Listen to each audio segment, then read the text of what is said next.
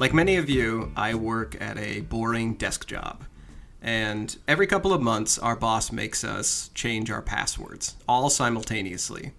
So if you can imagine a small pool of cubicles where everybody has forgotten their password all in the same day, that's basically my work. And we are all very lazy workers. We will try to get away with as much as we can. And to avoid having to log in every single time we sit down and our terminal goes to sleep, we put videos on. Our cheat is YouTube. So imagine coming into a group of cubicles and everybody has a different YouTube video on loop. And it really tells you more about someone's personality than like a funny cat photo or a sports flag or something. Up until a couple days ago, I had been putting on maybe fire crackling in the background or a YouTube video of an aquarium. But I recently got into something that is far more interesting, and I'm going to encourage everybody by the end of the show to look into. And they are nesting eagle videos, specifically live cams of eagles. And I just want to tell you guys, bird people, so people that own birds or into birds, birds are their thing, they're not real people like us. Bird people are not normal, and they're very enthusiastic. By having these eagle videos in the background of my computer, I used to watch their chats. And so for the past few weeks, maybe a month now, they have their own language and lingo that I've gotten cued into. You never call it leftovers when an eagle leaves food in the nest. It's called nestovers. And baby eagles aren't babel eagles, they're eaglets. And calling mama bird anything at all, derogatory or even negative, equals a ban. If you want to find the politest group, the driest group of people on YouTube, people who are so calm and friendly, but will ban you the moment you speak ill of an animal, go onto YouTube and check out these eagle cameras. Now, something I didn't appreciate either right at the start is the stakes are real. If you go and watch a live eagle camera for one eagle season, you'll see some crazy things. See, I didn't understand this, that National Geographic, when they record their documentaries, they cut out the death most of the time. They cut out the sad things. They cut out the parts that would make you feel bad about watching the documentary until it gets to the end, the very end where they say, oh, well, global warming is causing problems, or this fox family didn't make it. When you watch a season of eagles hatching, you'll see some things that actually make you sad, and we're going to get into that today. So my mission today is to talk about an eagle that I watched for months, and to convince Todd, who is a self-admitted jock, to watch one season of fledgling eagle hatching on YouTube. You're listening to The Re-Engineered You. This is a podcast about self-empowerment and all the myth, lies, and misconceptions we tell ourselves. Then we use science and history to bust those myths and re-engineer a better you.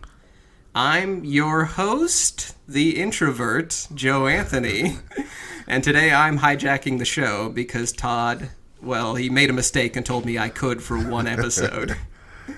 And I'm Todd Laments, the Extrovert. So, I want to talk a little bit, too, about a book. Todd, have you ever heard of a movie called Blade Runner? Yes. Have you seen it? Back in the day, right? Yes. Yeah. So, what is Blade Runner about? Could you tell us about it? It's an old 1982 movie. Harrison Ford was in it. He's chasing androids around. Right. He's like a detective, and he's going to murder androids. Which, they should call him a gun runner, because he doesn't, like, stab androids. He just shoots them. But I bring this up because it's based on a Philip K. Dick novel called Do Androids Dream of Electric Sheep? And that novel is more than eagles. That's the focus of today's episode. So we're going to talk about how it feels to watch eagles die or to face the elements and do incredible things. But more, I want to focus on what Philip K. Dick focuses on in his original novel, which is our connection to animals. Like where we stand in the animal kingdom, how separated we are actually from animals, and why it feels so good to watch your kitten over there play on the couch, why it affects our brains with dopamine and oxytocin. We have a new addition to my house. It's a 2-month-old beautiful kitten baby girl named Mia. So we're kitten crazy right now around here. So for the record, you did not buy a kitten for this episode because this is so well timed. I can't even tell you. So that's not a vanity kitten. It's real, right? Well, I used to volunteer at the Humane Society, and I used to do their PetSmart, their adoption events. Okay. And what was hilarious to me was you get these big, mean biker guys, but when they get around puppies and kittens or dogs and cats, they mush. They melt. Yeah, they do. They really do. Yeah. That's awesome. Well, I walked in here, and Todd is a big jock. And as soon as the kitten was found in the couch cushions, he was talking about, look at this cute tiny ball of fuzz. Yeah, we stopped and admired the kitten for a moment. So today, our myths that we're getting into. First off, the first myth is humans are separated from nature. We've built big wooden boxes around ourselves made of gypsum and plywood and board. We put ourselves up on beds. King Tutankhamun had a fold-out camper bed with legs, and you can look this thing up online. It's pretty amazing. Everything we buy is hyperallergenic and styral, and it's becoming more so. And now with COVID, we're distancing and hand washing, so we couldn't be less connected to nature. It's all thumbs, right? It's all thumbs, Joe. It's all thumbs, yeah. So that's our first myth we're busting, is that we're separate from nature, and it's better that way. Second myth. As humans, we set our own schedule. Electric lighting got us away from the split sleeping cycle that Ben Franklin wrote about. We can alter our circadian rhythm. Well, I can, with the help of melatonin and sleep cycling. I work graveyard. That way we can sort of give the big middle finger to nature and say we sleep when we want to. Not when the sun goes down. Right. We will not obey the sun. So that's another myth we're going to bust. And our third myth, well, first off, I didn't bring it today, but I'm going to reveal my politics today on the show, and I don't encourage anyone else to do this. I am independent. Actually, when I registered independent, I found out that was a party, and then I had to register as non-party associated. So with that said, knowing that I don't have a party and I don't have politics per se, global warming is real. COVID is real. and politicizing natural events is like politicians arguing with each other during Pompeii's eruption. Arguing about politics, arguing about nature and global events is foolish and folly. So that's our third myth that I want to talk about. But first, we're going to talk about what happens to a channel of eagle fans when a mother bird goes missing. So we don't get sued.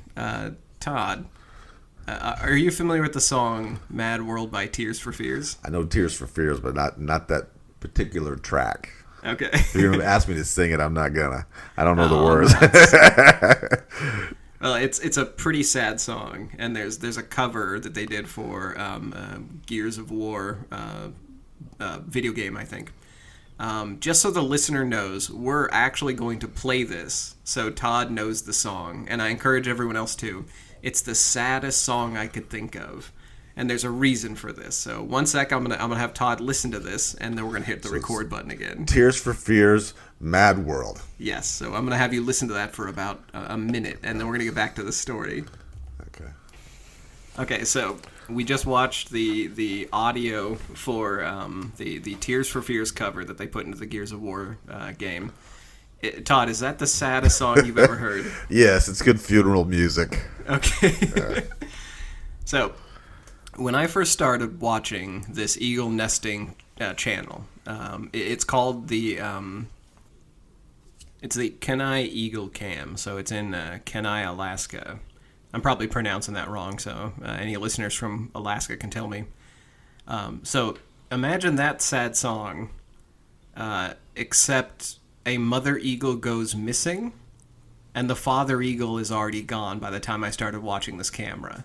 So there is one eagle chick in the nest, alone, waiting for mom to return. So this is live time. You're catching this like you're already a season in already. You've missed a lot of action. Yeah, I got in when the eagle was about halfway to its end weight, so it's a very small bird, and it's already I'm late, so a soap opera has already happened by the time I get here. So I start watching this thing. The father bird is missing. The father bird has been gone for a long time. The way eagles take care of birds, they do it in pairs. The father and the mother both bring back salmon, and they usually have 2 eggs. So by the time I start on the channel, dad is gone, and one of the siblings is gone too, and we'll get into why in a second. So I jump into this channel, and it's the background that I'm using to hold my password so I don't have to enter into my terminal. I sit down, and I see everybody in chat channel, and they're all freaking out because mom's been gone for 22 hours. And then because I don't understand the gravity or what these people have gone through over the past couple of months, I recommend everyone listen to that song. So if you scroll down in our doc here, so I'm not going to read any names from the chat channel here, but there's a lot of people. This happened in the 4th of July, and so people are very concerned. And one person says, believe me, I'm heartbroken to watch this nest unfold at the end of, one life already being gone. And they start talking as if the mother bird is not coming back. And so what they're watching is far worse than a nature documentary, like a comfy, nature channel kind of documentary. Because what they think they're watching at this moment when mama bird is gone, they think they're watching a chick slowly die. The idea is if the eagle is gone and she doesn't come back, this baby bird is going to perish. And then at the very last section of that chat channel, do you see the little Batman symbol? Yes. That's my avatar on YouTube. So if you see me on YouTube, make fun of me. Because I recommend everybody, this is what I said in chat.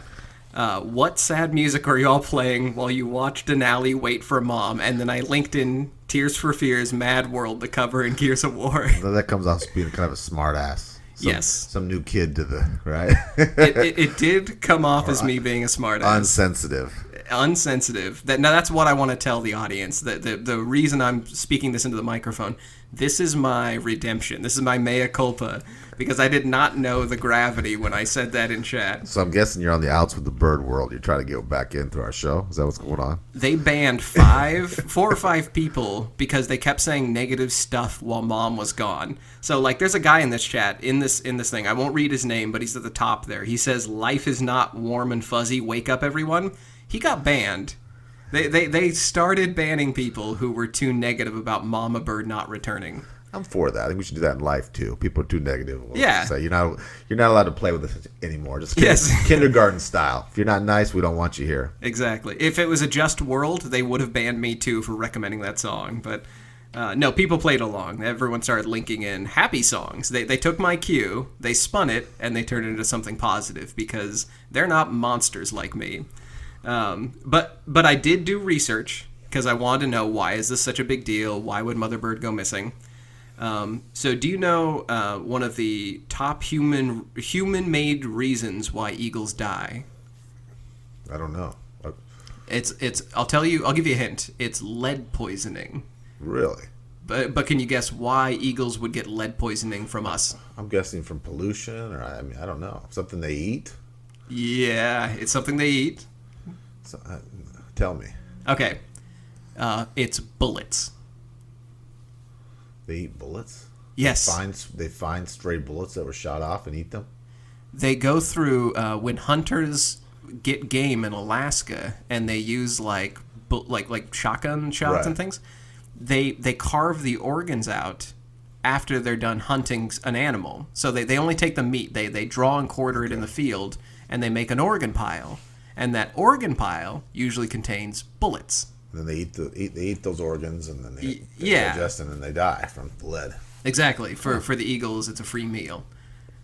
So I guess it's the equivalent of us of finding an empty taco truck on the side of the road and just gorging ourselves, and then realizing there's probably something wrong with the tacos. But we're so hungry. It's food. Yeah, it's the most competitive season for food, so I don't blame the eagles. So they eat these bullets, and normally most animals apparently can pass a bullet, except eagles have such their stomach acid is such, because they're digesting animals. They actually start digesting the lead, and it circulates it in their body. So basically they rapid die from lead poisoning because they've started digesting these bullets. Horrible. Yeah, that's how it was explained to me. So when I started making fun of this eagle channel, I did not understand the gravity, and I didn't know that was at stake. So I later learned, like literally learned my lesson. So, but that's the reason why these eagles might have gone missing. And again, the father is not returned. So I'm making fun of a single mother in the bird world taking care of her last hatchling, and everybody else in channel is freaking out. So, if you would, Todd, could you make me feel better for being a jerk? I was wondering if you could share with us a bit of science that would make us feel a little bit better when we hear things in nature. Why do we feel good about being in nature? Well, this is what the research has shown. The sound of birds alone makes us happy. A new study finds that listening to birds actually lifts people's spirits. And city dwellers that spend time near birds in parks or open windows are more upbeat than those who are limited to concrete jungles. Researchers at King's College in London developed a smartphone app called Urban Mind to monitor how a person's exposure to birdsong, trees, and sky with city affects their mental well-being. The researchers also tracked the users with GPS geotagging, finding and indicating both immediate and time-lagged associations between natural areas and mental well-being.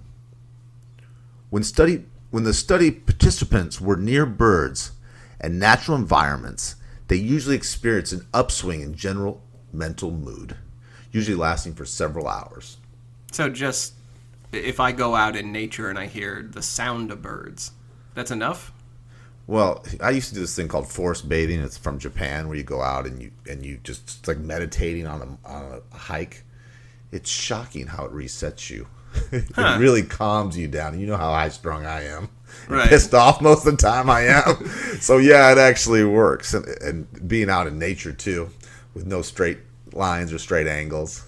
Okay, so but the sound of nature plays a component to that? Absolutely. They found that the short-term exposure to nature has measurable beneficial impact on your mental well-being. That's awesome. Okay, so the study also found that exposure to birdsong and nature increases those who are higher risk of mental illness. So I've spent a little bit of time on the psych couch a few times, and one of the things that they talk about, almost as a joke, is they say we recommend everybody go spend time in nature, and the joke is that they know they're going to recommend that's a broken record thing, so that really bears fruit. That actually does work. The sound is better for your mental health. It's better for your overall well-being. Let's talk about how animals in general make us happier, and are there health benefits to having a pet, having a little Mia. Now, are you just justifying this because you got a kitten? that was my partner said we're getting a pet, so we're getting a pet, and I cook and clean for everybody. So, and she's adorable and laying on her back right now. I have zero regrets. So, how many pets have you owned throughout your life? I've always had pets. My family, I always joke about my family being a little rough around the edges. My family has something in common. We love animals. Dogs, cats, everything. My little sisters were all 4-H, so they were showing rabbits, and my mom has chickens at her house, dogs, cats. It's like a farm, even though she doesn't live in a farm place. She lives in the city, but she has a farm, urban farm. And we give them human names, and we love animals. Well, I think that's a big benefit, and if you can't get a tiny Mia or a new kitten, Well, I'll tell you why I haven't had any pets for as long as you've known me. I had a cat. I had this cat for 18 years, and I had her from when she was first born. I had her for 18 years, and I thought I'd be okay. You know, I've lost family members, and I was in the military, and I've seen death. Mm-hmm. Joe, I was so traumatized by the loss of her. It took me a couple years to get over it. And what was funny was I was really addicted to the little things, feeding her every day. You know, just the routine of her, too. And I'm telling you, it was so traumatic that I said, I'm never getting another pet again because I don't want to feel like that. And I know a lot of people out there who've lost animals know how I feel. Oh, that's ironically where I'm at. I'm glad we're talking about this because I had a cat I was very attached to. And before him, I had test subjects. Through college, I had dwarf hamsters that I tried to make their brains bigger by changing their environment every day. That's not a pet. That was just science. But I had a cat named Brock, and he would follow me everywhere, even outside. And if there was any danger nearby, like we're going through the park or something, he would jump up onto my shoulders and ride, so he wouldn't have to face down dogs and things. Oh, wow. So he was a special cat. He was awesome, yeah, and I think he eventually got taken. But and everyone detests to that. Every animal has its own personality. They can be the same breed, born from the same parents, but they just have a unique personality. Oh, absolutely, and they make us happier. So I want to get you a little bit caught up on the eagle thing. I learned my lesson, and now I want you to learn my lesson, Todd. So I'm going to be a little bit cruel. I'm a little more tactful than you are. You are. You absolutely are. So in chat, the people on this channel, the Kenai Eagle Cam channel, the Kenai Alaska, they were very, very patient with me, and somebody recommended I go watch videos from other Eagle Cams and how those nests have had hard times, which, again, something you don't get from nature documentaries. This basically meant that I was watching eagle snuff videos, unfortunately. And it's not just them dying. That there's weird stuff that happens. So first, in real time, so make sure you're on the mic when you see this stuff. Todd, could you click on that first video that it has in our drop-in? Yeah. It's going to come up with a black and white video, and this is from Eaglet Falls Out of Fraser Point Nest. Oh, wow. So it fell right out, like falling off a cliff, and then just in its sleep, like it moved. It just rolled, and then the parent is like, oh, God, what's happened, kind of. Yeah. So I'm not going to be too cruel. I'm going to spoil this for you. That eagle survived. So when it rolled out of the nest like that, it's gut-wrenching. But that was only about 8 feet up. That particular eagle nest, it's monitored by the city. So, and these nests are big, beautiful. I mean, I'm not explaining these, but they're majestic. Yeah, these nests are huge. I've never seen anything like this. Yeah, it's half the size of a person. It's like almost like a bed. It's a pillow top, sealy, right? With 10,000 thread cut. Yeah, hand built. It's claw built. Big disc of straw. But when you look down at these, they bring in the nest materials they use. The eagles, they bring in really, really fine mosses that are repel insects. They bring these. He's joking, but they really are. They're intricate and soft and interesting. So I'm gonna. That was the warm up. That was this one actually didn't die, so I could tease you into it. So the next one we're gonna watch, unfortunately, this one did perish. So could you click on the big bear nest, the one that went from exposure? Oh wow, this is beautiful. You can see the view. You can see it like an ocean river view. Absolutely. Snow. It's gorgeous. It is gorgeous. So there are 2 eagles there. One of them is struggling. It's surviving. Oh, you can tell. Now the sadness here is it looks sick, and the other one looks like it's really trying to comfort it and talk to it. Yeah.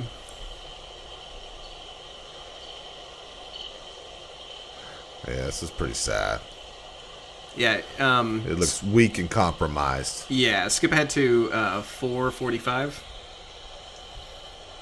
That's when its head starts rolling back. You can see the bird fighting for death, dying. Yeah. So you're going to hit pause on that or stop it. Yeah. So these get rough. These get really rough. And I encountered that several times in our Eagles, the Kanai camera. I would see people bail out of chat and not come back. People would say this is too much to watch, or they would say I can't watch another nest go bad. They call them basically tragedy nests.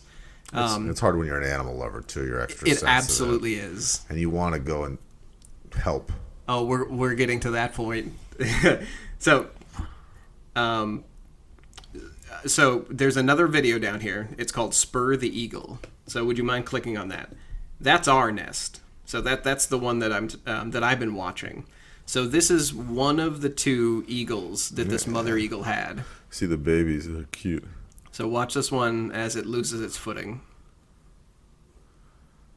So they're feeding the babies. Oh no! So it's just on the edge of the nest, and the nest just gives away a little bit, and the eaglet slides off the side, almost like in cartoons where like it's pedaling its feet, but it can't quite get purchase. And then as it goes, the mama eagle watches. She watches the whole time.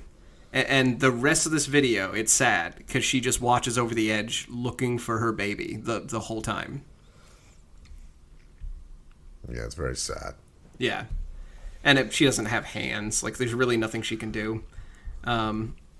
So this cam that I've been watching, it gets intense, and people get very invested. You're going to send all these links to the listeners so they can see this. Absolutely. We're posting all of these. Us talking is not doing this justice, I promise you. No, it is. Really, it is. They're beautiful birds, and the views and the nest, and it's very detailed. I mean, you can see, if you feel like you're there.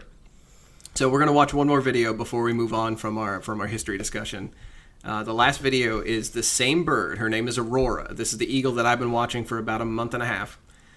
This is her defending the nest from another predator. It's I think it's a hawk. But this thing swoops in looking for food, and then she goes to town on it. She goes after it with her wings. That's amazing. That was a big bird. Not as big as her, but big. Yeah, they're huge. So you don't just get, watching these cameras, you don't just get majestic sort of eagles in the background doing nothing. They deliver food multiple times a day, so you get to watch them kill stuff and pick things apart for their babies.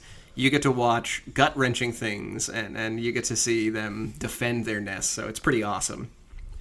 I think it'd be good education for an endangered species that's almost extinct, right? I have learned so much about eagles, not just the lead, but I've learned so much in the past couple of weeks. It's crazy. We'll get to those factoids when we get to the third part. The people in chat start discussing railings, and what they mean by that, again, bird people have their own language. Birds, especially when they're born, are not graceful walkers. And this mother bird is a scrapper. She has a scar on her head in all these videos because she will fight. So what she does is, after the first bird dies by falling out of that nest, she started putting up sticks. Like, she started bringing back sticks and putting in railings. So all the videos after this, you'll notice that the nest is surrounded by heavier sticks to keep the other bird fortifying her. Right, exactly. So, and then there are fake out moments. So if you scroll down, there's another picture. We'll have linked to the website. There was a day I logged in where everybody in chat was like, there was a lot of people like, "What's wrong with baby bird?" And you'll see the mama bird is sitting on top of what looks like a dead baby. And after about 30 minutes, it finally moved, and we realized that she was sheltering it from the rain. So it was a fake out. the eaglet was fine. The Denali is what the people in chat ended up naming it. But it's one of those things where that relief moment of seeing that everything is fine, that these birds are fine. I almost feel like an old lady, like. You ever had like an aunt or a grandmother who just like talks about the squirrel family in her backyard, or like the birds that have made a nest? You flirted with insanity before, so yeah.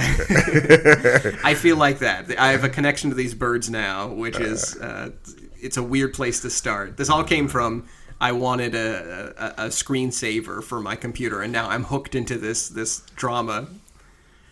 So Tell me I'm not crazy. Could you? Is there? It's actually very interesting. I don't think us talking about it does it justice, though. No. It's a really beautiful thing. And if you like babies and drama and life and death, which is about as high as stakes as it gets, right? Yes. That makes for a great series that we watch on Netflix. It absolutely does. It's far more exciting to watch this than I thought it would be. Just to have it in the background.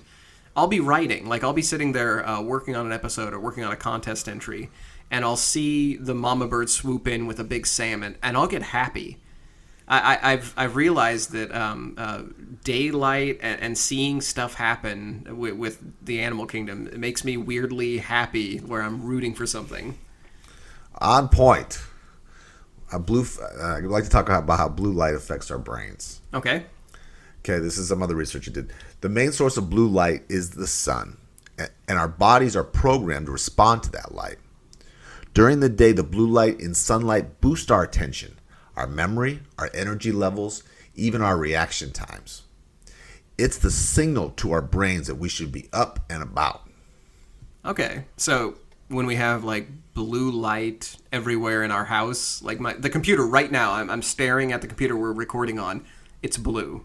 Like the background is blue, the edges of the screen are blue, programs are blue. It's not real light. It's not good for us. Okay. And we all know that now with how staring at screens all day, and now that's become a term.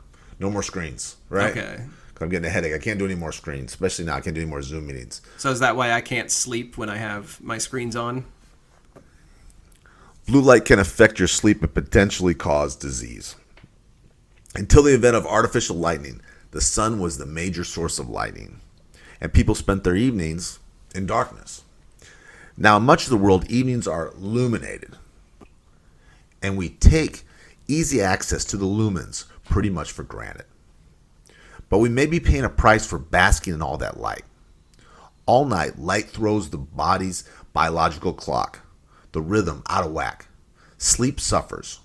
Worse, research shows that it may contribute to cancer, diabetes, heart disease, and obesity.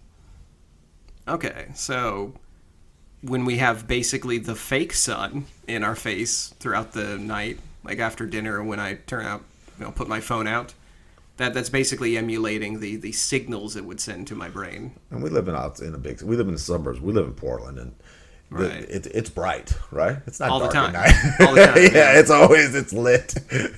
And I have the screens everywhere. It's not uncommon for me to have the TV on, 2 laptops. Right. You know, I'm in a tanning bed of screens pretty much all day. But for Joe has worked graveyards for years, and he does a lot of his work at night. So he hasn't slept good, healthy. In 15 years.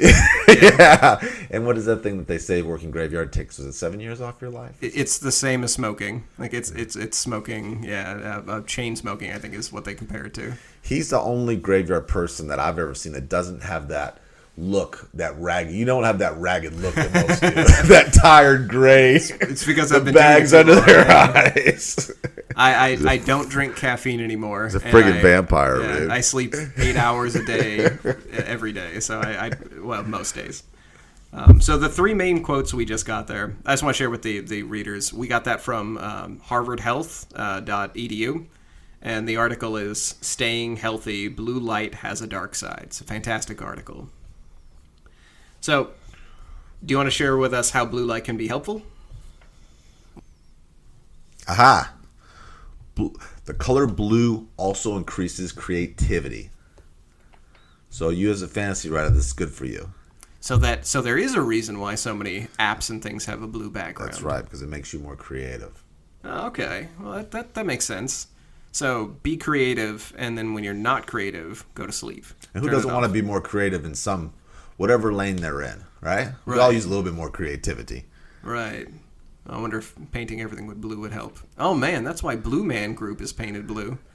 They're all creative, right? So, we talked a little bit about, what happens when you watch a baby eagle starve to death in a nest. That's not, spoiler, that's not what happens to Denali the eaglet, the one we're watching from the Kenai Eagle Cam. over the course of about 22 hours, our chat window exploded, and people started coming up with crazy ideas. I was one of those crazy ideas, unfortunately. Again, I'm not proud of this because every joke I made when I was trying to cheer people up in this Eagle channel, I found out was a real problem that had happened. So our eaglet, Denali, is the lone eaglet, the last baby eagle in this nest. And for 22 hours, Mama doesn't come back, and she's the only adult that could feed this eagle. So we're basically watching a tiny eagle starve. And I wrote into the chat window, why don't we drive up there with an ice chest full of salmon and an eagle costume? And wouldn't you know, aside from the eagle costume, that's actually happened. Oh, so you're trying to look like the mom? Is that what you're doing? Yeah. I'm saying, like, why don't we can feed this baby eagle? Like, what's the problem I'm here, concerned guys? that more than just you thought this was a good idea. The people in this channel are so smart. They knew this had happened already on other channels. I see this as a second degree. These people at least all have master's degrees in this. Yes, they actually do call out some people. So some people put eagle in their name in the channel. You can see that. Some people are actual eagle experts. Some of these people have degrees. So whenever I come up with something dumb, they explain to me why it's dumb, which I'm very grateful for. And again, when you look at these videos, these are not Disney movies. Because they have names. They are really little, cute, fuzzy. I mean, you don't want anything bad to happen to these guys. I promise. Not a single one of you are so fluffy and cute. Like they look like something you would give somebody on Easter. Yeah, to like cheer this them giant up. chick kind of thing, only cuter. So apparently, there have been a couple of nests where crazy people, namely people like me, have tried to drive out and show up with food. And so for that reason, the cities no longer publish where these nests are located. Because we'd go get them. Because we'd go climb to in a save tree. them. Yeah. In an eagle with a cooler full of salmon eggs. Yes. we regurgitate them out. I can see this whole thing. Show up with a tequila mixer and salmon and some bait and just blend them a margarita and climb a tree. So they talked me down, the people in channel, and after 22 hours, Mama Bird did come back. So it was not a fatal problem. But the people at the Kenai station, apparently the city. That's the other part is somebody in chat actually contacted the city. So I'm not the only one this invested. I'm saying let's drive out there with fish. Somebody was smarter, and they actually just called the city and asked, would you intervene if Mama didn't come back? And the answer is no, they wouldn't. The city said they put up the nest and they put up the camera for people, but they won't take a hand in sort of the natural course, which is smart. They make some cold-blooded bastards, but it's smart. Then it's 911 call every time. Right, you know? Yeah. And they would have people show up in this eagle time costumes. it's the real one, yeah. Yeah. So when I said that I finally understand sports, it's because I watch this damn eagle camera. Like I'm rooting for an animal to come back and feed its young, and when it shows up, I feel like I've done something. So is there a way we can create some kind of a nest that's safer? I don't know how I mean? many of these are created for. Or would they not use it? They probably wouldn't. Maybe they wouldn't use it. Maybe they're only using the eagle stands that they've partially created. I mean, I've watched the mama move sticks around, so I know that they are capable of doing it. It's just once in a while you have a tragedy.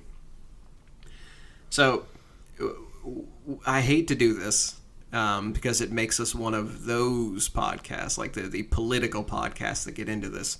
But can we talk a little bit about global warming? Like I don't want to talk about the non-politically, projections. just the facts. Just things that we know for absolute certain have happened that aren't projections. They're not models. They're things that have come to pass. Okay, which countries are the biggest losers when it comes to sea levels rise? Now, the answer to that question is from the World Bank. The World Economic Forum reported last week. And it's from 37 countries. These are islands mostly, coastal countries, obviously. From 1961 to 2017, on rising waters. Okay, so those are places that have lost land? Have had the most land loss. So Okay. it's a ranking by percentage. Okay, the most dramatically impacted country was St. Kitts and Nevis in the Caribbean, which are small islands, which is shrunk 90 square kilometers or 35 square miles approximately. Oh, for an island, that's a lot. Yeah, it's waterfront too, right? It's a valuable real estate there. Ecuador came up with a loss of just over 10%. And at 28,000 kilometers, which is about 11,000 square miles. Vietnam was third with a loss of about almost 5% of its total area. So it's substantial. Wow. Well, yeah, if it's... I didn't think about it that way until you said it, but like 5%, if it was like in the middle of nowhere, like if, say, God forbid, America lost like Montana... Right. It would just be parts like, of Texas we've got where a there's hole.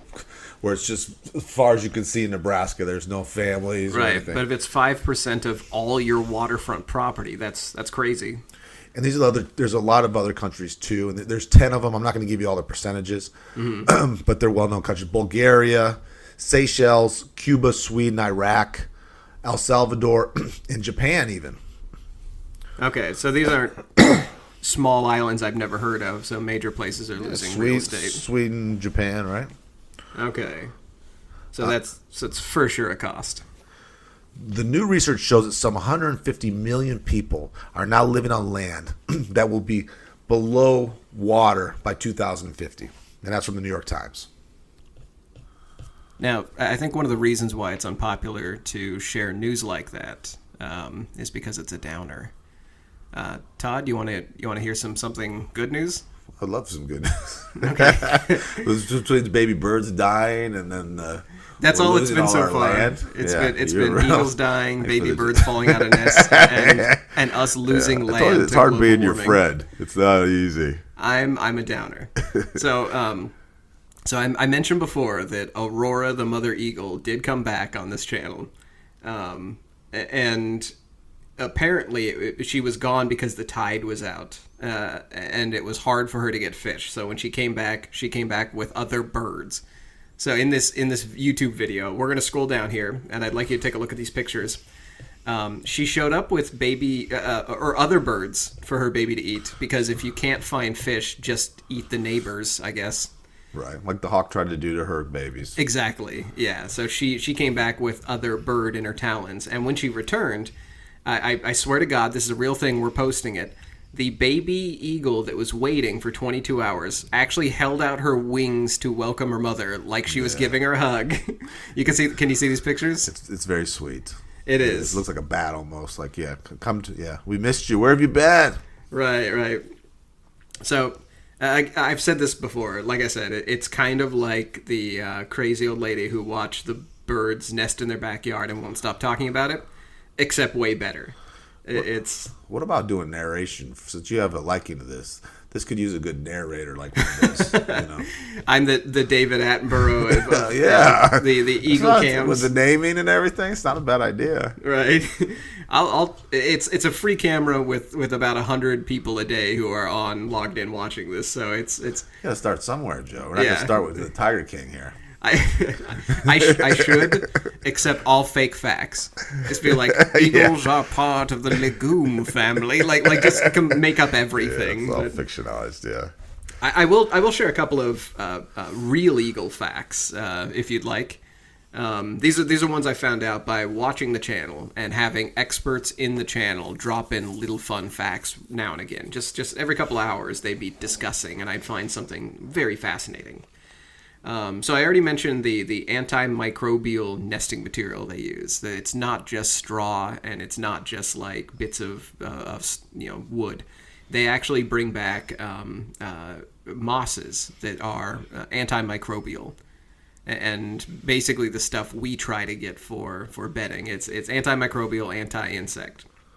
Another fun fact is that while they're growing, these eaglets, they have something called blood feathers.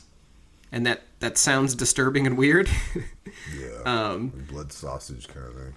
Yeah. Right. Turns out the way their feathers grow, I hadn't thought about this, but like, okay, so if you have like a quill pen, you've seen like, what Shakespeare wrote with that feather pen, and it's hollow on the inside. That's how it holds the ink in. That apparently isn't how, like, when feathers start to grow, they apparently have blood in those hollow spots. So like fingers kind of. Right. And while they're growing, they're full of blood, and they have blood all the way to the tip. And so it keeps pumping out basically cells for the feather to grow. To keep growing, to grow long to its full length. Right. And you said nails. That's perfect. You're right on, because that's keratin. So these feathers are basically keratin, and as they grow, they have blood in them. And then once they stop growing, when they're basically full-grown eagles, the blood seeps away, like it seals off, and it becomes a hardened feather, so it becomes like the quill. So a blood feather means it's a feather in development. But I learned that, and the fact about lead poisoning and their feeding habits. I mean, you basically, you watch a season of this, you become an expert on whatever bird you watched. And there are nesting cameras for all types of birds. There's eagle cameras, condor cameras, osprey cameras. Well, for someone like me doesn't want to go out in the woods for more than a urban hike, I think a bird watching, standing out there with those binoculars for 15 hours, this is a lot more enjoyable, a lot more intimate too. Yeah. And you have so many people you could watch it with who are, have a genuine interest. Right. It's I hate to say it, I'm sorry, real bird watchers out there, it's not as boring. Like, it's much more satisfying for me to have it on in the background of my computer screen and see mama bird swoop in with a giant fish once in a while. Like, and we cheer, we open our wings and welcome her. Yeah, we all put our hands up in a V and we say, welcome back. So the last picture I dropped in for you to look at, and again, we'll post these, is that night. That was the after 22 hours, they roosted together. So you can see the mama bird and the baby bird curled up together in that nest, and that's sort of how this story ends. And if you click on that link, we're going to do it. You click on it and I'll click on it. It's a silent link, so don't worry. This is the actual Eagle Cam that's going on right now, and that's like I said, the Kenai Eagle Cam. And that's the baby bird sitting there. The mama's out. You can see feathers around the nest. So they've eaten recently. They've eaten a neighbor recently. So it's going on right now, and you can. This is true reality TV. The nest is shaking. The tree's shaking. The elements. There's no acting. This is all real life. The stakes are high. This is good reality TV. The baby isn't doing anything right now, but when you log in, sometimes you'll see her like doing weird bird jumping jacks. She's very clumsy, which is adorable.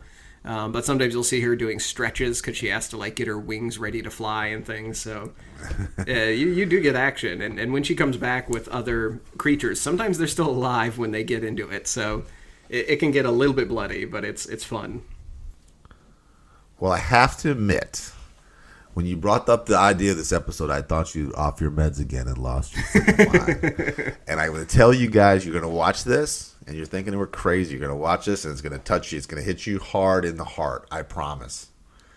If you're an animal lover, be prepared, because this is very powerful stuff. Thank you for sharing it with me, Joe. That's excellent. Now, I expect in the future an episode where you convince me to watch a season of sports, and after you watch a fledgling camera, I will watch something like that. Just the fact that you called it sports is showing that you're already so far off. He said, "Do you like sports, or are you going to talk to someone about it?" Sport ball. You got exactly.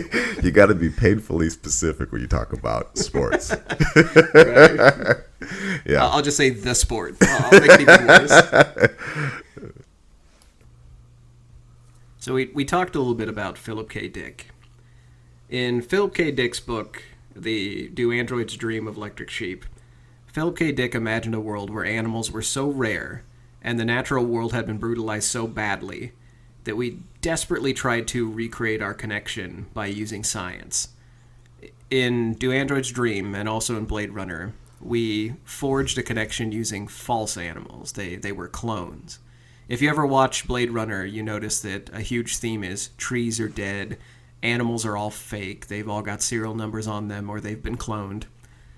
And doing the research for this episode and going through and watching the Eagles, it kind of reminded me of this book. It reminded me of that future that sci-fi writers have been warning us about. Now, if you think I'm too far off the mark, if you think I'm a little bit crazy for associating our world with Phil K. Dick and fake animals, I'd just like to remind everybody that in 2019, Pokemon was the top-selling game worldwide, and that robot dogs and robot pets like the Japanese comfort seal are expected to become a marketing boom by 2023. And this is not just me saying this. This is Hasbro and Sony research saying this. So these are people who specialize in studying what the market wants. They're saying fake animals, robot animals, will become a huge booming industry soon. And Pleo, there's a robot dinosaur for $500 that famously came out, and it was being tortured to death on YouTube because it had realistic sounds it would make when you damaged it. It's now come back with a new model. So we have all these products coming out for fake animals. So if you think that it's a sci-fi fantasy I'm quoting, we're really looking at a future that we're eking into. And lastly, global warming may or may not have been caused by man, but we've stopped politicizing it quite as much. 80% of Americans now believe in global warming, and we believe it's been a human factor. And that's a huge uptick, according to the Washington Post. But to be honest, that needs to be 100%, because it should have never been a politicized issue. So I encourage everybody, and I encourage my partner Todd, find your connection to nature. It can be small, it can be passive, it can be vicarious, it can be free. But do it before all we have left is Pokemon and smart pets. Get your YouTube background to be an eagle nesting cam on nature, or do what Todd did and get yourself a kitten. You've been listening to The Re-Engineered You. Thank you so much for listening to the show. You mean the world to us. We have a new episode every week. Connect with us at reengineeredyou.com, where we have research links, show notes, and blog articles for each of our episodes. We also appreciate feedback, and we love spirited debates. We're not experts in anything, but we've got an opinion on everything. We also like to hear when other people have an opinion on everything. So, Todd, would you mind reading us a review of our show? And we got a 5-star written review from Julio in Modesto. And it says, life lessons have been learned. I'm not a huge fan of many podcasts, but listening to the wise words that have been shared is nothing short of fantastic. I was in a relationship a couple years ago where I wish I could have read this message before. It's not easy, but you guys made it easy to think about and to explore. Thanks for your kind words, Julio. We appreciate you. That's awesome. Thank you.